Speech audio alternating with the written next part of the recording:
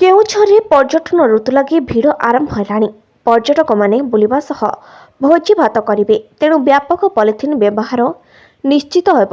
ତେଣୁ ଏହାକୁ ଆଖିରେ ରଖି ଜିଲ୍ଲା ବନ ବିଭାଗ, ସ୍ଥାନୀୟ ପ୍ରଶାସନ, ପ୍ରଦୂଷଣ ନିୟନ୍ତ୍ରଣ ବିଭାଗ ତରଫରୁ ସାନ ଘାଗରା, ବଡ଼ ଘାଗରା, ଖଣ୍ଡାଧାର, ଗୁଣ୍ଡିଚା ଘାଗି ଆଦି ପର୍ଯ୍ୟଟନସ୍ଥଳୀର ପର୍ଯ୍ୟଟକ ଓ ସ୍ଥାନୀୟ ଦୋକାନୀଙ୍କ ଭିତରେ ସିଙ୍ଗଲ ୟୁଜ୍ ପ୍ଲାଷ୍ଟିକ୍ ବ୍ୟାଗ୍ କି ପଲିଥିନ୍ ଜରି ବ୍ୟବହାର ନ କରିବାକୁ ସଚେତନତା କାର୍ଯ୍ୟକ୍ରମ ଆରମ୍ଭ କରାଯାଇଛି।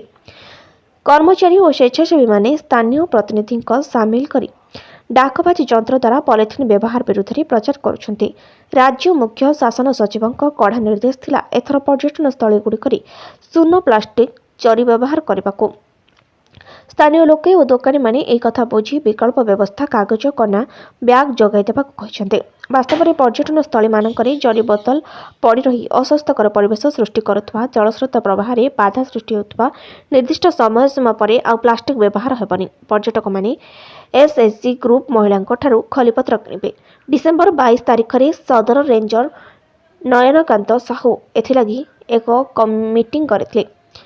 ଶୁଆକାଟି ଫରେଷ୍ଟର ଜ୍ୟୋତିର୍ମୟୀ ପଟ୍ଟନାୟକ ନିଜ ବିଭାଗୀୟ ଅଧିକାରୀଙ୍କୁ ନେଇ ଘାଗରା ଅଞ୍ଚଳରେ ସଚେତନତା ଚଳାଇଛନ୍ତି।